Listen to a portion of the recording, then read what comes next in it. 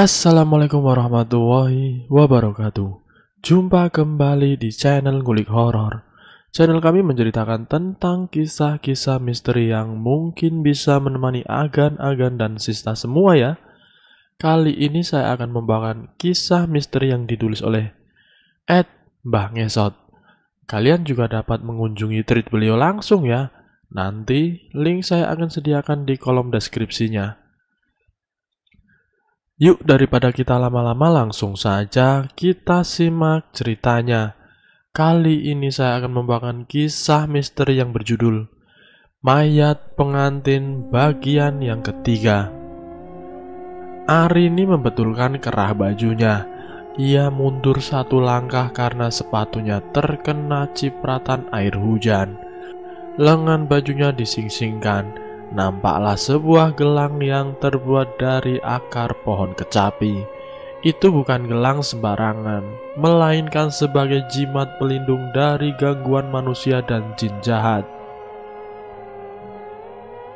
Ayahnya yang memberikan gelang tersebut. Maklum saja, dulu waktu Arini kecil ia sering sekali kesurupan. Kata orang kampung ada jin yang nempel di tubuh Arini sehingga tubuhnya harus selalu dijaga dengan jimat pengusir jin jahat.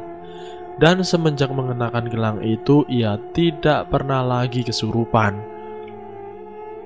Ia sedang berdiri di halte angkot. Kebetulan hujan sore itu mengguyur sangat deras. Arini adalah seorang gadis Bali berumur 21 tahun. Ia seorang tenaga asisten rumah tangga yang bekerja di sebuah yayasan penyalur. Setelah 1 bulan mengikuti pelatihan, ia akhirnya mendapatkan pekerjaan pertamanya. Ia merogoh secari kertas dari kantong jaketnya, memeriksa kembali alamat yang diberikan yayasan penyalur. Lokasi itu lumayan jauh, tapi Arini harus tetap mendatanginya. Ia ingin segera kerja dan dapat uang. Setelah menunggu hampir setengah jam, akhirnya mobil angkot pun tiba. Dengan terburu-buru ia masuk ke dalam mobil tersebut karena takut bajunya basah. Angkot yang membawa Arini pun melaju perlahan di bawah derasnya guyuran hujan. Setelah kurang lebih 40 menit perjalanan, ia akhirnya tiba di tujuan. Hujan sudah reda. Ia memperhatikan sekeliling, hanya ada bentangan pesawahan yang padinya mulai mengering. Hanya ada bentangan pesawahan yang padinya mulai menguning. Sebuah kertas dirogoh lagi dari saku jaketnya. Dia ingin memastikan kalau tidak salah alamat.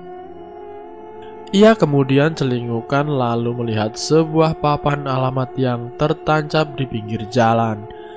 Arini mengangguk, alamatnya sudah benar. Ia tidak nyasar. Tapi di mana rumah majikannya? Ia kemudian mencincingkan mata dan dari kejauhan terlihat sebuah rumah berdiri sendiri di ujung persawahan dekat pepohonan bambu. Itu pasti rumahnya, pikir Arini. Di dalam kamar, Putu memeluk mayat istrinya yang setiap hari diolesi pengawet. Ajaibnya tubuh Sri dari pinggang ke kepala sudah terasa hangat, sebab beberapa hari yang lalu Putu sudah menunaikan tumbal keduanya. Tumbal itu adalah seorang petani yang sedang bekerja di sawah. Putu membujuk petani tersebut untuk masuk ke dalam rumah dengan iming-iming makanan gratis. Nyatanya ia dijebak lalu dijadikan tumbal makhluk kepala kambing. Dan hari ini akan ada seorang pembantu yang sudah ia pesan dari sebuah yayasan.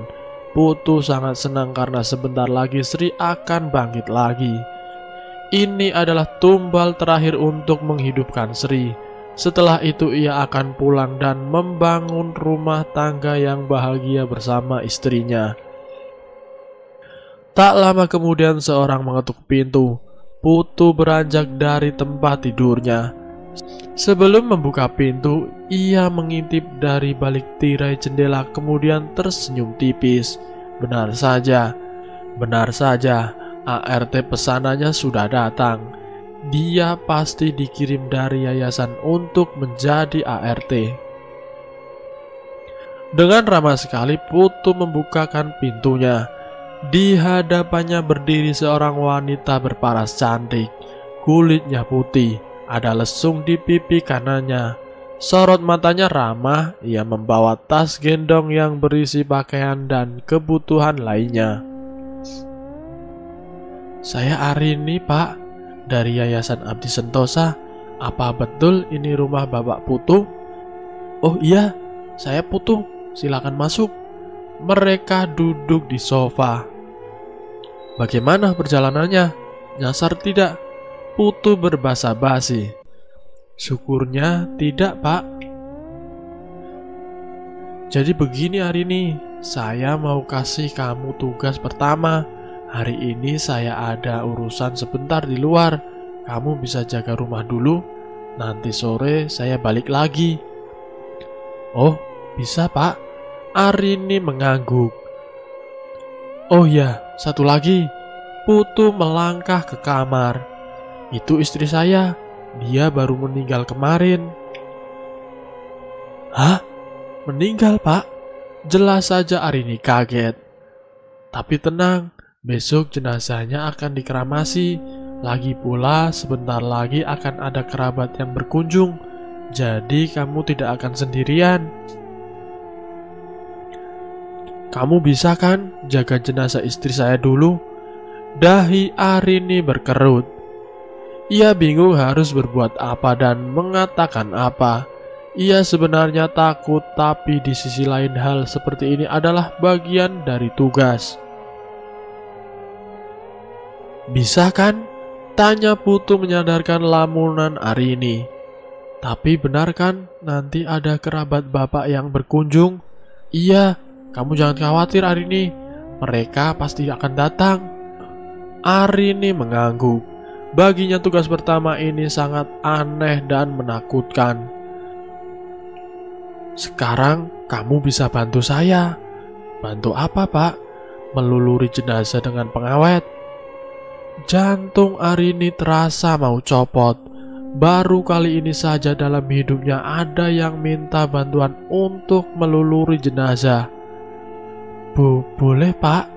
Ragu-ragu Arini menuruti permintaan Putu. Dan ketika Arini masuk ke dalam kamar tersebut, saat itu juga Putu mengurungnya. Pintu itu dikunci dari luar. Arini berteriak minta tolong. Tapi siapa pula yang akan mendengarnya? Jelas-jelas di sana hanya ada satu rumah saja. Dengan tangan gemetar Arini mencari telepon genggamnya di saku jaketnya. Sialnya, telepon genggamnya ada di dalam tas dan tas itu tertinggal di ruang tamu. Putu tertawa terbahak-bahak. Ia sangat senang karena sebentar lagi istrinya akan hidup kembali. Putu heran kenapa wanita itu tidak kunjung mati. Biasanya makhluk berkepala kambing langsung muncul dan memakan tubuhnya. Tapi kali ini berbeda. Tangisan Arini masih terdengar dari dalam kamar. Putu mondar-mandir sambil garuk-garuk kepala. Ia heran kenapa hal ini bisa terjadi. Apakah tumbalnya terlalu muda sehingga makhluk tersebut tidak mau memakannya? Putu tidak mau membukakan pintu kamar itu. Ia masih berharap semoga tubuhnya bisa diterima. Kemudian dari lubang kunci ia mengintip Arini. Wanita itu sedang duduk memeluk dengkul di sudut kamar sambil menangis ketakutan. Sementara itu dari dalam kamar Arini ingin sekali kabur, tapi ada teralis yang terpasang pada jendela kamar sehingga Arini tidak bisa kabur sama sekali. Setelah 5 jam terkurung, Arini berhenti menangis. Ia bangun dan berjalan mendekati mayat Sri. Wajah mayat tersebut tampak segar seperti bukan orang mati. Ragu-ragu Arini menyentuh kening Sri. Ia kaget karena kening mayat itu terasa hangat. Namun saat ia tempelkan lengannya di bagian dada kiri, tidak terasa ada detak jantung di sana. "Pak Putu, sampai kapan kau akan mengurungku? Apa maksud semua ini?" Tidak ada jawaban dari Putu. Arini kembali duduk di pojokan kamar.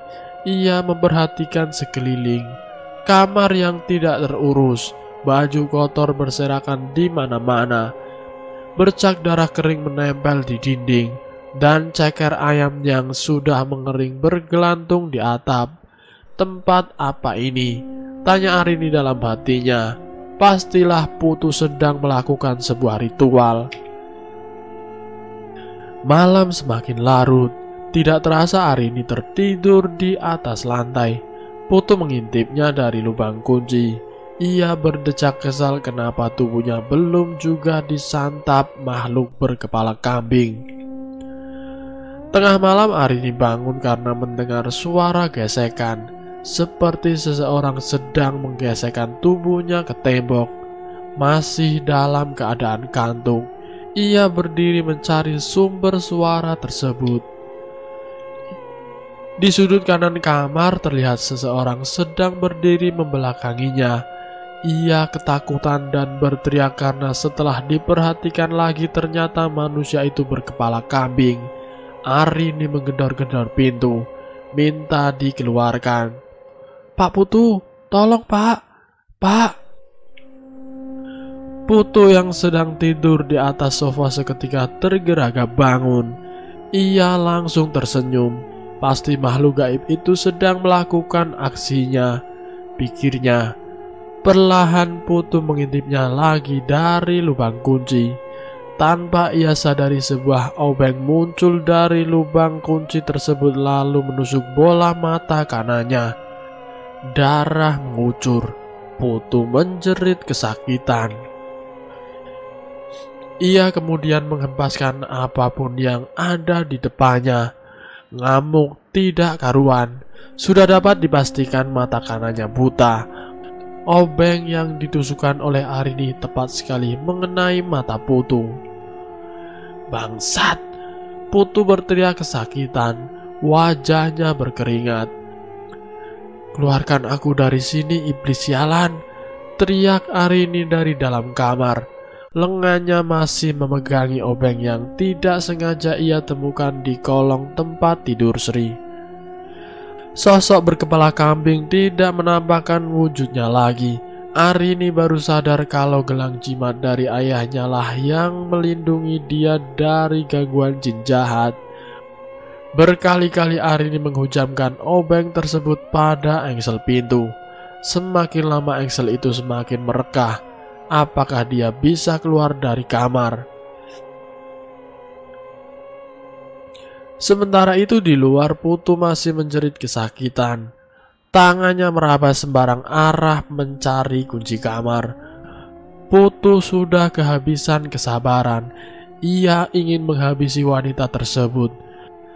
Setelah menemukan kunci, ia beranjak ke dapur untuk mengambil golok. Dengan patah-patah ia berjalan sambil memegangi mata kanan. Kali ini dia akan menghabisi wanita itu. Dan bersambung.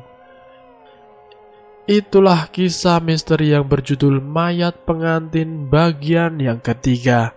Dan apakah yang akan nanti dilakukan Putu? Kita tunggu di bagian yang berikutnya. Terima kasih sudah mampir di channel kami. Jika kalian tertarik dengan video kami, silahkan tekan tombol like, share, dan komen. Tekan subscribe untuk mengikuti video kami selanjutnya ya. Wassalamualaikum warahmatullahi wabarakatuh.